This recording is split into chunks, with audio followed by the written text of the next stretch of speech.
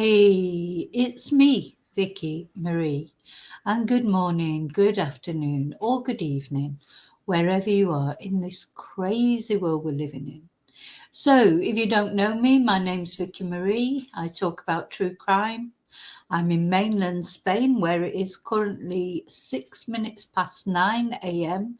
It's cold. It's only 5 degrees. Yes, it does get cold in Spain, but not as cold as Aberdeen, where these two sisters, these two triplets, part of this is their brother here in the photo up at the top there. The two sisters have gone missing in Aberdeen. Sorry, my dog's trying to get up on my knee as I'm trying to talk. Always does it. Stop. So this is Eliza and Henrietta Husty, who are both 32 years old, and they have disappeared. But the police think they are in the river, in this freezing cold river. You can see the ice on the top. I don't know what it's like today, but I think we're entering the 6th day that these sisters have gone missing. And a very worrying development is now that people around the area where they went missing are saying that they heard screams. So this just opens up a lot of other possibilities, doesn't it? Did they come to foul play? Did they slip in this river? Very icy conditions on the night that they went missing. Also, there's some sort of wonder about why they were out it was around about 2 o'clock in the morning on a freezing cold night, wasn't it? Anyway, let's have a look at this article in the Scottish Sun that tells us about the screams. It's very worrying because the police are still saying they don't think anybody else is connected to this disappearance, and that will be because of CCTV, etc. Nobody else in the area, maybe phone data. They have a reason for saying that, but you just think, what were the screams then? Did they slip? Did one of them slip into the river and the other one tried to save them? There's lots of different scenarios. I mean, it even did occur to me that maybe the police have actually seen them go into the river. We don't know. The police drip feed CCTV, don't they?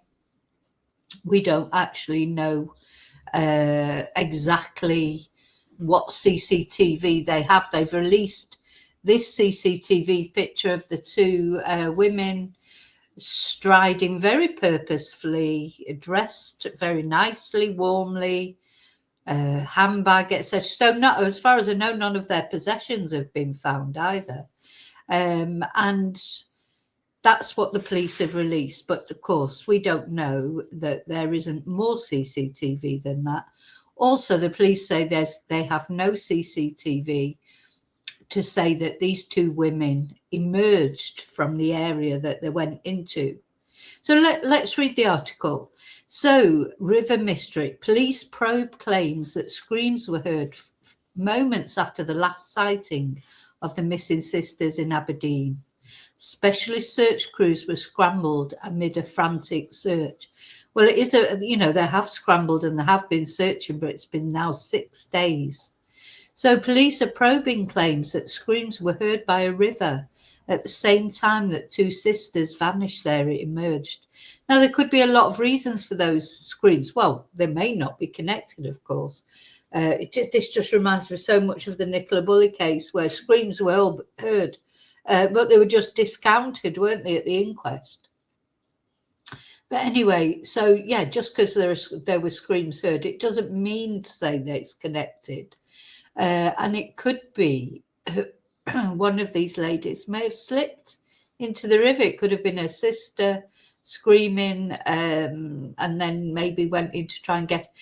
To me, there's a reason why the police think these ladies are in the river. I hope they aren't in the river because it was freezing cold. But nothing, it's sort of, they haven't been found, put it that way. So that can have its positive. Maybe they are not in the river. Anyway, it's understood noises were heard in Aberdeen in the early hours of Tuesday that could have been alarming cries. Gosh, these CCTV images, that you see of people just before they disappear are always quite chilling, aren't they?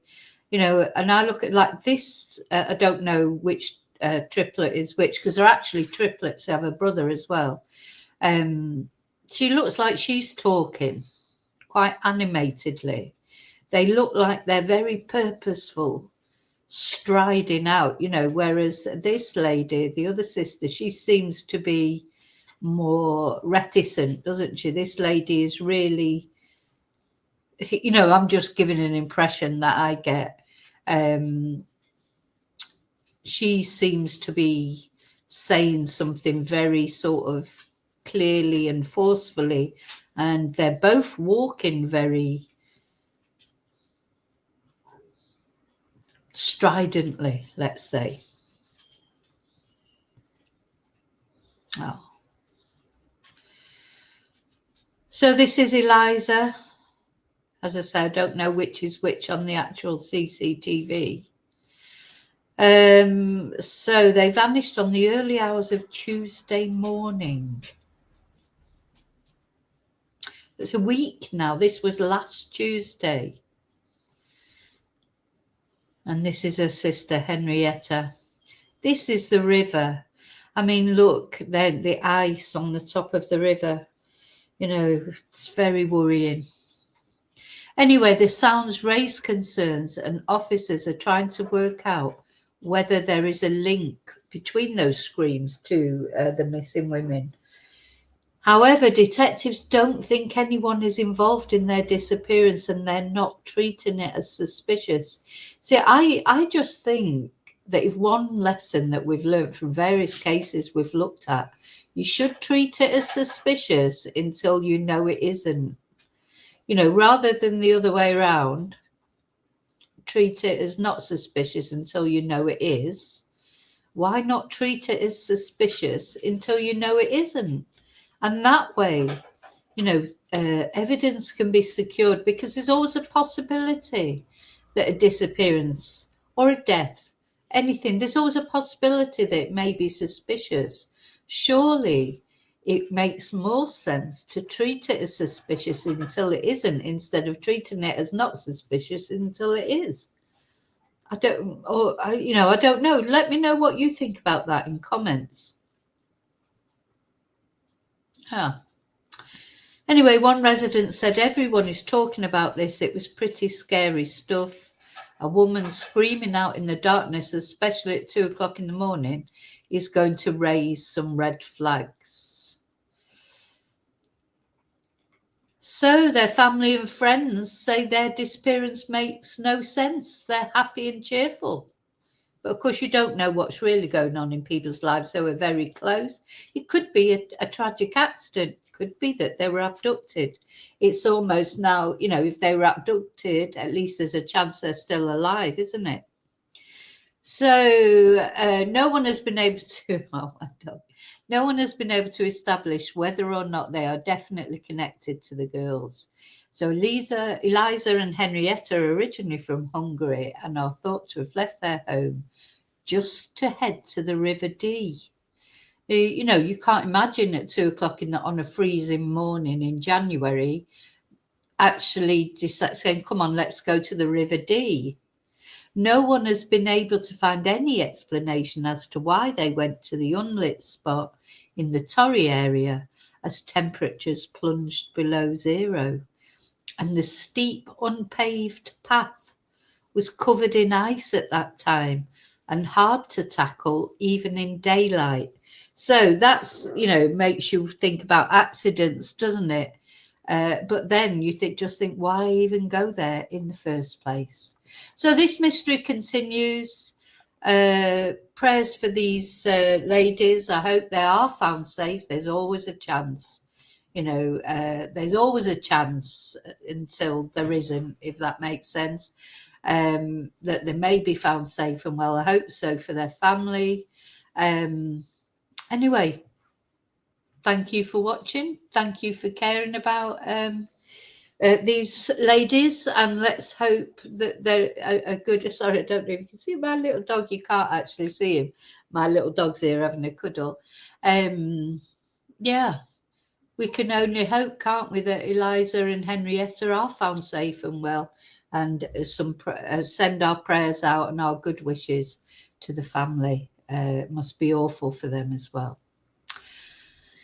Okay, I'll see you really soon in the next video. Until then, may your God and your dog, let's see, let's have a look. Let me show. Yeah, he loves to get a video bomb, don't you, Riley?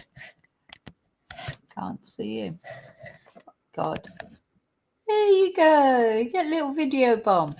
So yeah, until I see you again, may your dog and your God go with you. Bye.